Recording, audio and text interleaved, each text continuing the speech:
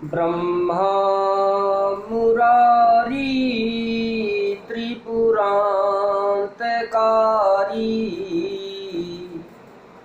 भानु शशि भूमिसुतो बुधश्च गुरुश्च शुक्रः शनिराहुकेतवः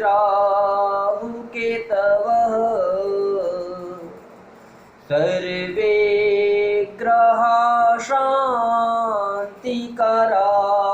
भवन्तु।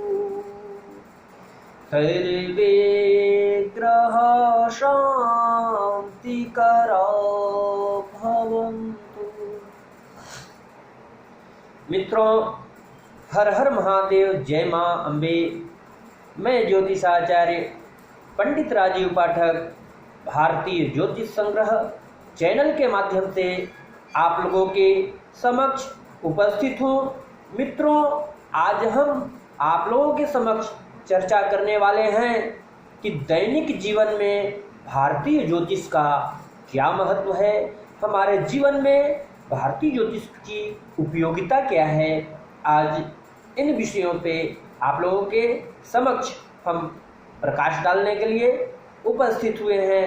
प्रिय मित्रों, हमारे दैनिक जीवन में भारतीय ज्योतिष के महत्व को स्पष्ट रूप से देखा जा सकता है।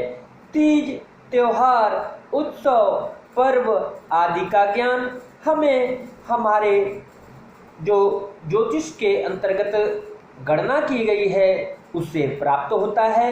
भारत में ग्रामीण जीवन में ज्योतिष के व्यापक प्रभाव को देखा जा सकता है।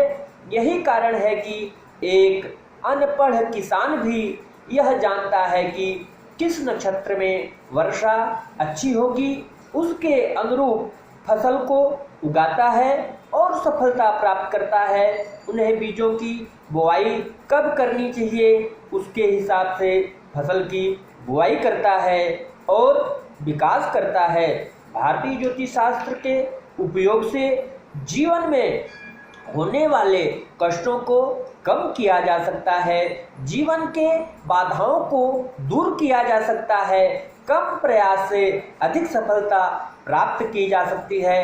प्रिय मित्रों, हमारे भारतीय ज्योतिष शास्त्र के अंतर्गत बहुत ही सुंदर सुंदर वर्णन आता है जिसको अपना करके हम अपने जीवन में चतुर्दिक विकास कर सकते हैं।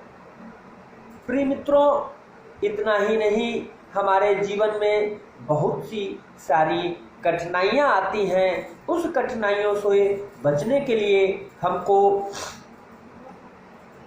इस सृष्टि के धरातल पे हमारे ऋषियों ने बहुत ही शोध करके जो आज शास्त्रों के अंतर्गत वर्णित किया है, आज भी हमारे जीवन में वो घटनाएं घटती हैं और उन घटने वाले घटनाओं को हम जानकारी प्राप्त करते हुए उनसे छुटकारा प्राप्त करते हैं और अशुभ ग्रहों के अशुभ प्रभाव से हम बचते हैं। मनुष्य पर ग्रहों के शुभ अशुभ फलों का अध्ययन किया जाना फलित ज्योतिष शास्त्र कहलाता है। प्रकृति को सतोगुणों, रजोगुणों और तमोगुणी त्रिगुणात्मक यानी सत्व रज तम ऐसा माना गया है। ज्योतिष में भी ग्रहों को त्रिगुणात्मक माना गया है। सत्व रज मतलब सतोगुण, रजोगुण और तमोगुण जो ग्रह हैं, सूर्य, चंद्रमा और गुरु सतोगुणी ग्रह होते हैं। बुध और शुक्र ग्रह रजोगुणी ग्रह और मंगल, शनि और राहु, केतु तमोगुणी ग्रह होते हैं। मित्रों, सतोगुणी ग्रहों की रश्मियों को अमृतमयी, रजोगुणों ग्रहों की रश्मियों को तेजमयी और तमोगुणों ग्रहों की रश्मियों को विषमयी माना जाता है। मनुष्य जिस ग्रह के प्रभाव में जन्म लेता है उसी प्रकार से उसकी प्रवृत्ति उस ग्रह गुण के अनुरूप होता है। कोई निश्चित समय जिस ग्रह के प्रभाव में होता है वह उसी ग्रह के अनुरूप शुभ अथवा अशुभ फल प्राप्त करता है। ग्रहों की गति का व्यापक अध्ययन एवं गणना के आधार पर किसी भी व्यक्ति, किसी स्थान, किसी समय के संबंध जो परिणाम प्राप्त किए जाते हैं वही मित्रों फलित शास्त्र है। और फलित ज्योतिष के आधार पे हमको संपूर्ण विवेचन मिलता है। जो हमारे भारतीय ज्योतिष शास्त्र के अंतर्गत गणनाएं की गई हैं उनके आधार पे हम अपने संपूर्ण जीवन में घटने वाले घटनाओं का ज्ञान करके अशुभ प्रभाव से बच सकते हैं, शुभता प्राप्त करते हुए चतुर्दिक विकास करते हैं। भारतीय ज्योतिष शास्त्र के अंतर्गत कहा गया है कलौ पाराशरौ मति, यानी कि इस कलिकाल में जो पाराशर ऋषि के द्वारा लिखित शास्त्र है, बृहद पाराशर होरा शास्त्र है, इसके माध्यम से हम विश्लेषण करते हुए सम्यक रूप से सफलता प्राप्त करते हैं। भारतीय ज्योतिष अपने आप में दिव्यता लिए हुए है। देश विदेश के लोगों ने इसको प्रमुखता प्रदान करते हुए इसका लाभ उठाते रहते हैं। प्रिय मित्रों, आशा एवं विश्वास आप लोगों से भी यही किया जाता है कि आप लोग भारतीय ज्योतिष शास्त्र के अंतर्गत हमारे ऋषियों द्वारा जो वर्णित किया गया है उसको आप अपनाएं, अपने जीवन में अपनाते हुए चतुर्दिक विकास करें।